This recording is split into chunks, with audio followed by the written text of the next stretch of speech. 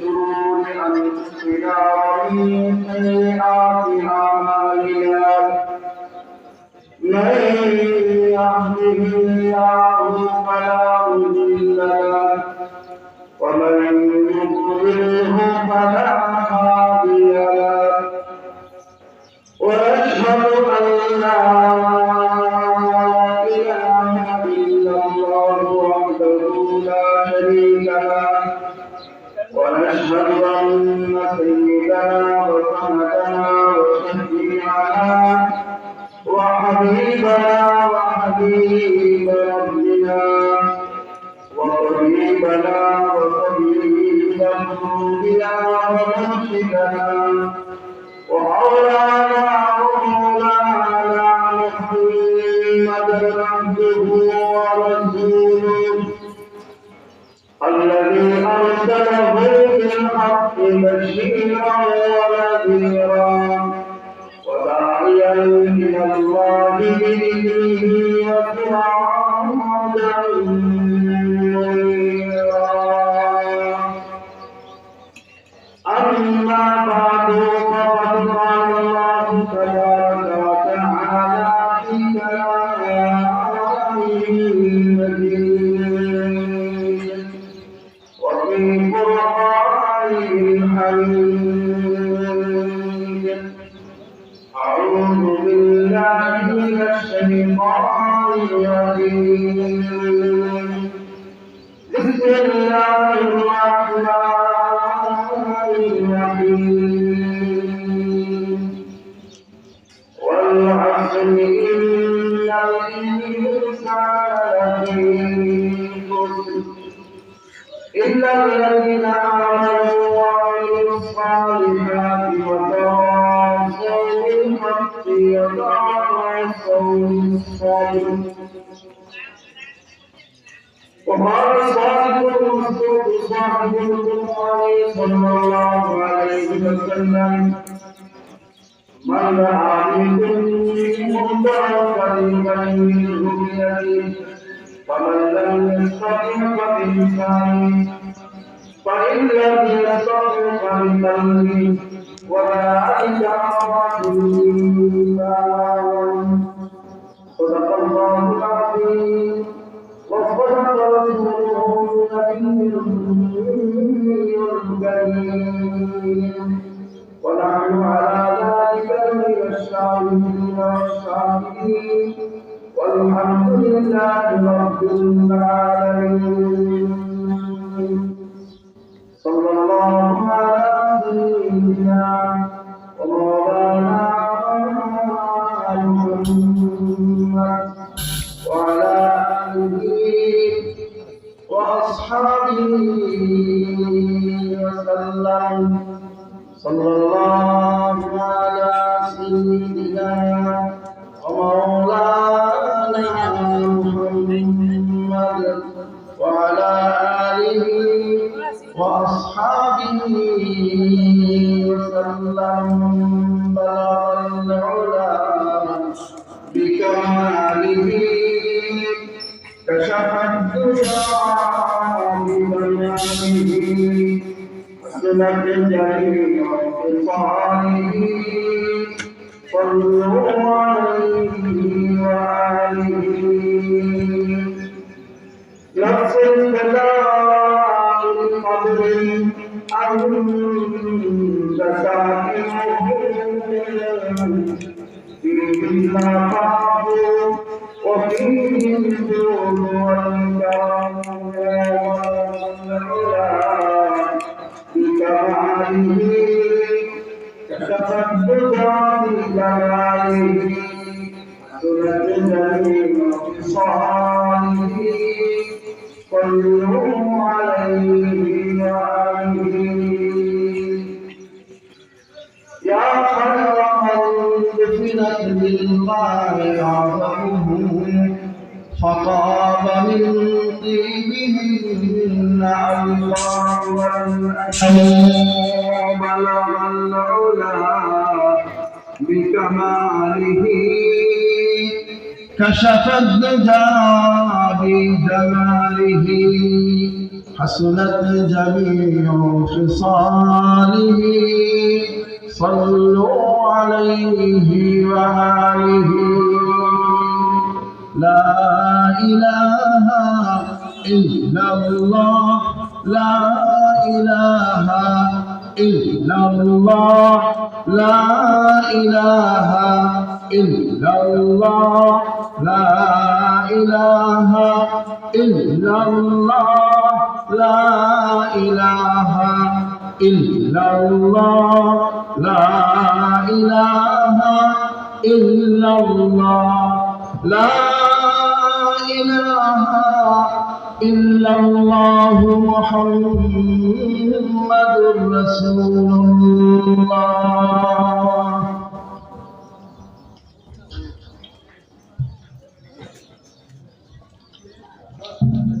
ঐতিহ্যবাহী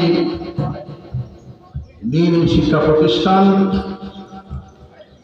হবিপুর দারুল উলুম ইমদাদিয়া মাদ্রাসা জগন্নাথপুর সুনামগঞ্জের ৬৮তম বার্ষিক ইসলামী মহাসম্মেলনে অধ্যক্ষার অধিবেশনের মুহতারাম সভাপতি, উপস্থিত মুরব্বিয়ান কেরাম, আমার প্রাণপ্রিয় ছাত্র ভাইরা, মহান আল্লাহ রাব্বুল আলামিনের দরবারে লাখ কোটি শুকরিয়া আদায় করছি যে মহান আল্লাহ তাবারাকা ওয়া তাকাদ্দাসা আজকের এই এক মহতী এবং যিকরুল্লাহ মজলিসে আমাকে আপনাকে আল্লাহ পাক শরীক হওয়ার তৌফিক দান করেছেন। সেই মহান রব্বে কাবার দরবারে শ্রদ্ধা বিজড়িত কণ্ঠে অত্যন্ত বিনয় অবনত চিত্তে কালিমাতুশ শুকর আদায় করছি আলহামদুলিল্লাহ।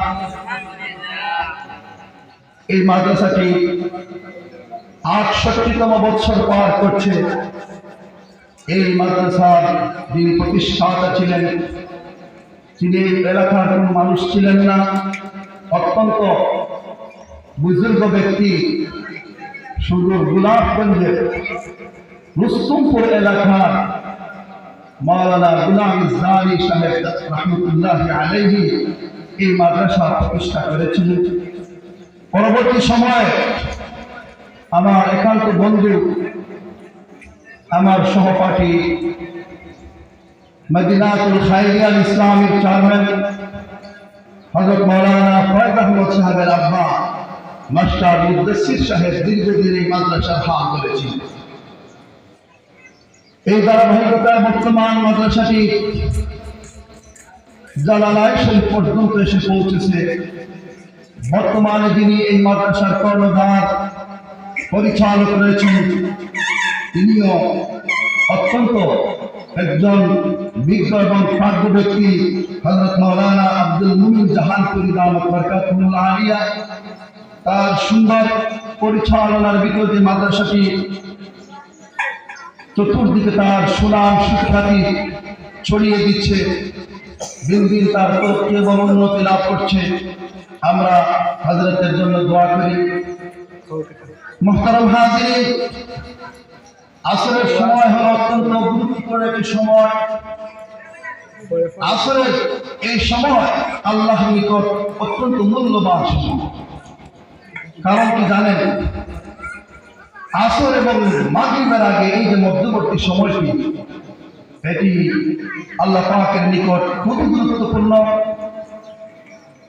এই সময় দিনের যে সমস্ত ফেরেশতারা দায়িত্ব আঞ্জাম দিয়ে যাচ্ছেন, তাদের পালা বদলে তারা এই মাগরিবের আগে আসমানের দিকে অরুজ করবেন, আর রাতের ডিউটির জন্য আরেক দল ফেরেশতা এই সময় জমিনে অবতরণ করবে।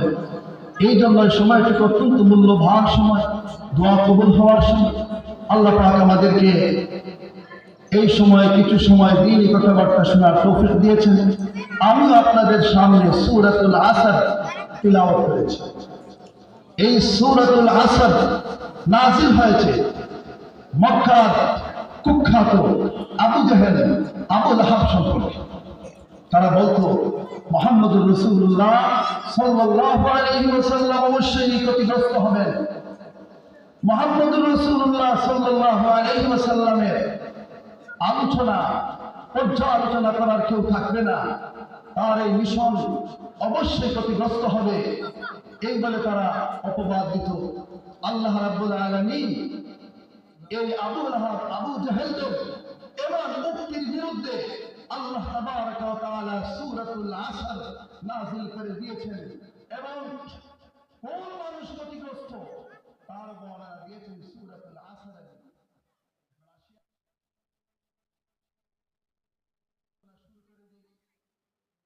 আল্লাহ রাব্বুল আলামিন সূরাতুল আসরের মধ্যে আসরের কসম করেছেন। আল্লাহ পাক বলেন ওয়াল আসরি ইন্নাল ইনসানা লাফি খুসর। আল্লাহ রাব্বুল আলামিন আসরের সময়ের কসম করেছেন।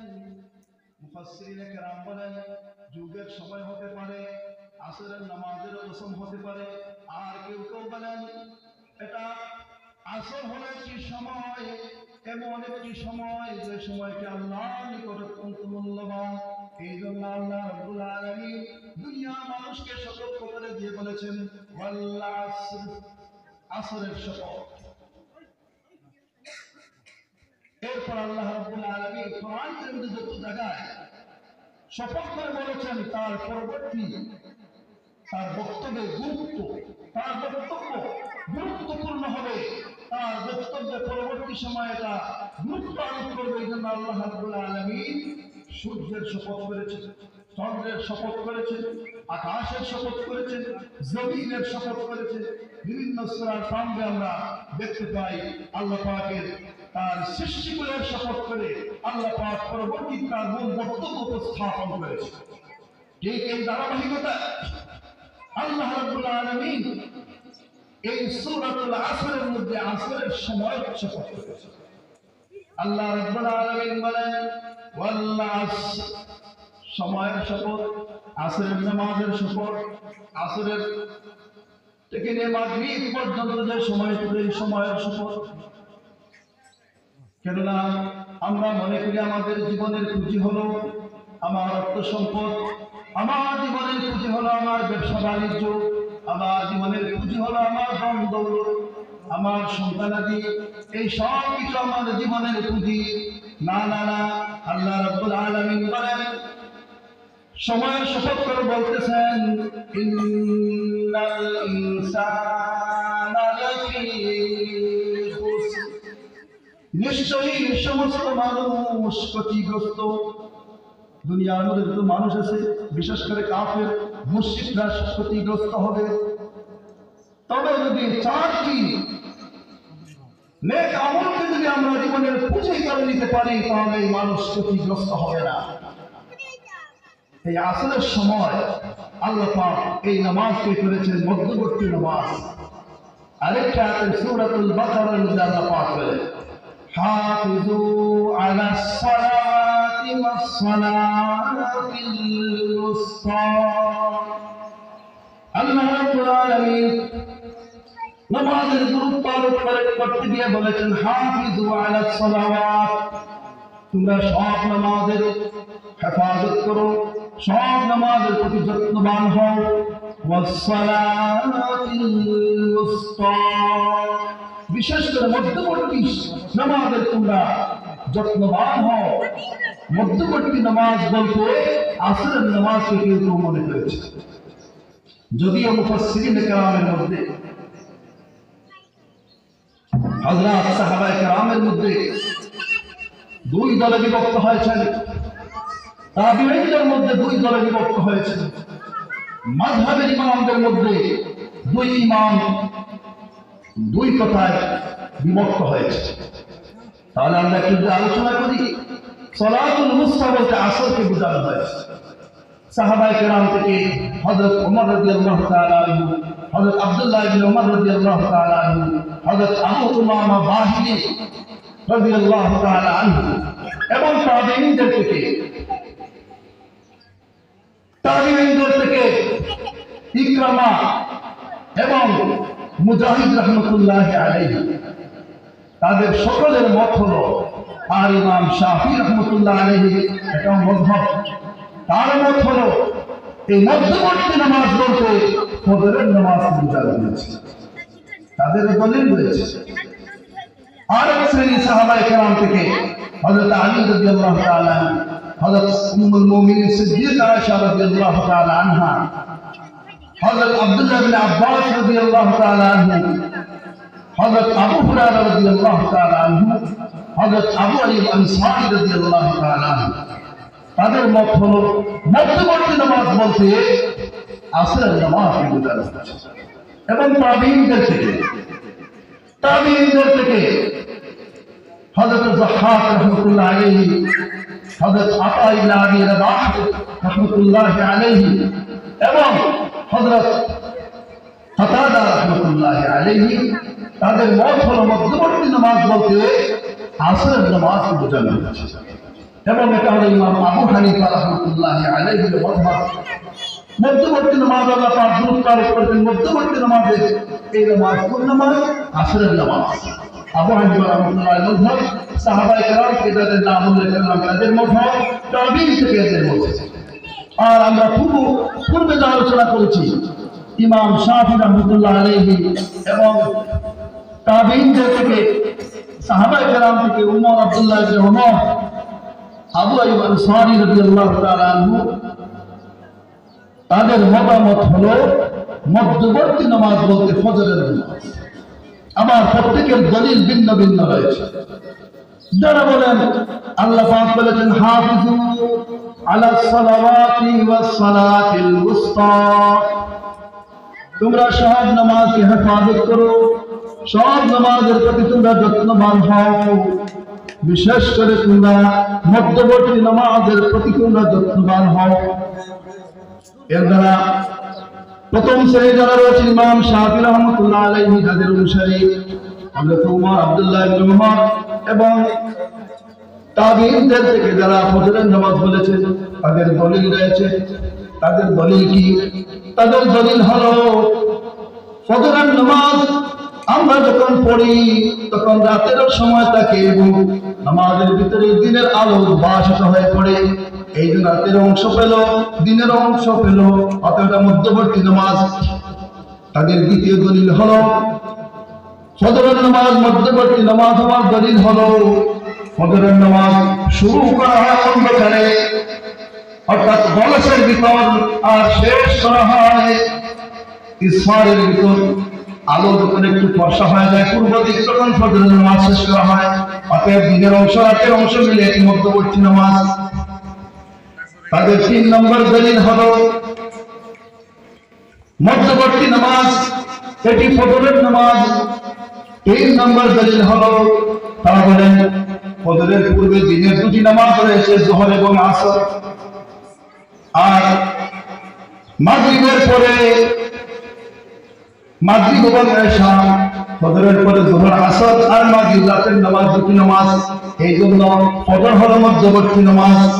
তাদের আরেকটি দলিল হলো, চতুর্থ দলিল হলো হাজিরা যখন তারা আরাফার ময়দানে একত্রিত হন তখন তারা 2টি নামাজ একত্রিত করেন, অর্থাৎ যোহরের নামাজের সময় জামা বাইনাস সালাতাইন, যোহর এবং আসর একত্রে পড়া হয় আরাফার ময়দানে মসজিদে নববীর মধ্যে।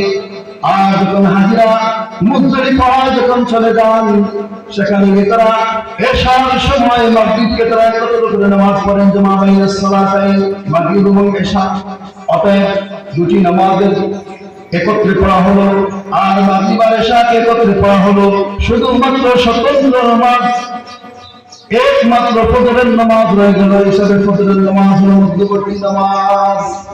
তাদের দলিল, তাদের আরেকটি দলিল হলো আল্লাহ রাব্বুল আলামিন ফজরের নামাজের গুরুত্ব আরোপ করতে গিয়ে বলেছেন ওয়াসসালাতুল উসতা, ফজরের নামাজ হলো মধ্যবর্তী নামাজ। কারণ এরপরে আল্লাহ পাক ওয়াকুমু লিল্লাহি কানিতিন বলেছেন, কুনুতের কথা বলা হয়েছে।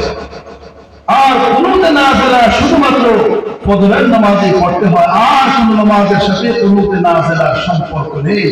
অর্থাৎ মুসলিম উম্মাহর উপর যদি কোনো আগ্রাসন আসে, বিদেশি রাষ্ট্রের পক্ষ থেকে যদি মুশরিকদের পক্ষ থেকে যদি ইসলাম এবং মুসলমানদের উপর আঘাত আসে, তখন সমস্ত মুসলমান নির্বিশেষে ফজরের নামাজে মুসলিম উম্মাহর জন্য দোয়া করবেন। আর ফজরের নামাজের দ্বিতীয় রাকাতের রুকু থেকে ওঠার পর কুনুতে নাযিলা পড়বেন। আল্লাহ রাসূল সাল্লাল্লাহু আলাইহি শিক্ষা দিয়েছেন। আর কুনুতে নাযিলা শুধুমাত্র ফজরের নামাজে পড়া হয়, আর নামাজের সাথে কুনুতে নাযিলার সম্পর্ক নেই। এই জন্য তাদের দলিল হলো, তারা বলেন মধ্যবর্তী নামাজ হবে ফজরের নামাজ। আর যারা বলেন মধ্যবর্তী নামাজ হলো আসরের নামাজ, তাদের দলিল খুবই অকাঠ্য। তাদের দলিল হযরত সিদ্দিক আয়েশা রাদিয়াল্লাহু তাআলা আনহা এই মতের পক্ষে, আলী রাদিয়াল্লাহু তাআলা এই মতের পক্ষে, হযরত আবু হুরায়রা রাদিয়াল্লাহু তাআলা আনহু মধ্যবর্তী নামাজ বলতে আসরের নামাজের পক্ষে। এমনকি রাইসুল মুফাসসিরিন আব্দুল্লাহ ইবনে আব্বাস রাদিয়াল্লাহু তাআলা আনহু মধ্যবর্তী নামাজ বলতে আসরের নামাজের পক্ষে। তাদের দলিল প্রথমেই মুসলিম শরীফ এবং বুখারী শরীফের রওয়ায়াত দ্বারা তার বর্ণনা করা। হযরত আলী রাদিয়াল্লাহু তাআলা আনহু থেকে বর্ণিত, হযরত আলী বলেন, খন্দকের যুদ্ধ ৫ম হিজরিতে অনুষ্ঠিত হয়।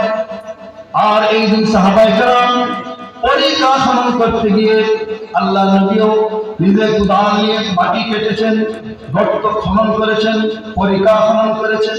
আর এই পরিখা খনন করতে গিয়ে আসরের নামাজ আল্লাহর নবীর কাজা হয়ে যায়, সূর্য অস্ত হয়ে যায়। এই সময় আল্লাহর নবী মুহাম্মদুর রাসূলুল্লাহ সাল্লাল্লাহু আলাইহি ওয়াসাল্লাম কাফের এবং মুশরিকদেরকে লানত করে বলেছিলেন, তারা আজকে আমাদেরকে আসরের নামাজ থেকে, তারা সালাতুল উস্তা থেকে আমাদেরকে তারা বাতিল করেছে। তাদের ঘর বাড়ি, তাদের কবরে আগুনকে আল্লাহ পাক যেন বশীভূত করে দেয়। এটা বুখারী মুসলিমের রওয়ায়াত। আলী রাদিয়াল্লাহু তাআলা তিনি এর পক্ষে। এই মধ্যবর্তী নামাজ বলতে আসরের নামাজ। ২ নম্বর দলিল হলো, তারা বলেন আল্লাহ পাক কোরআন কারীমের মধ্যে ওয়াল আসর বলে শপথ করেছে, আসরের শপথ করেছে। আসরের নামাজ গুরুত্বপূর্ণ না হতো তাহলে আসরের শপথ করতেন না আল্লাহ পাক। তাদের এটা হলো সুস্পষ্ট দলিল। এরপর আল্লাহর নবী মুহাম্মদুর রাসূলুল্লাহ সাল্লাল্লাহু আলাইহি ওয়াসাল্লাম বলেন, হযরত আব্দুল্লাহ ইবনে আব্বাস রাদিয়াল্লাহু তাআলা আনহুমা থেকে রওয়ায়াত, শাগালুনা আনিস সালাত ওয়াস সালাতিল উস্তা আই সালাতিল আসর। আসরের নামাজটা আমাদের মশগুল করে রেখেছে। হযরত আব্দুল্লাহ ইবনে আব্বাস রাদিয়াল্লাহু তাআলা আনহুমা তিনি তাফসীর করেছেন, হাফিজু আলা সালাওয়াতি ওয়াস